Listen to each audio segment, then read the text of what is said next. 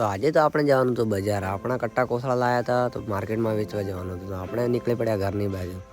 ઘરની બહાર તો આવી ગયા છે ને આપણે કટ્ટા કોથળા વેચીને બહારની તરફ તો આવી ગયા છે ને આપણે પેટ્રોલ ઓછું હતું, પેટ્રોલ ભરાવી દીધું છે ને આપણે જવાનું છે ઘર બાજુ. તો આપણે તો નીકળી પડ્યા ઘર બાજુ. તો આવી ગયા હાઈવે પર.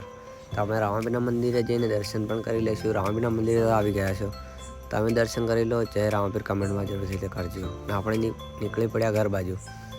એથી તો ઘર બાજુ આવી ગઈ ને આપણે ખાવી હતી પકોડી તો ખાઈ લીધી છે ને ત્યાંથી આપણે જવાનું છે ઘરે. ને ઘરે જઈને પણ થોડી ભૂખ તો લાગી છે ને આપણે મેગી બનાવી છે ઘરે જઈને.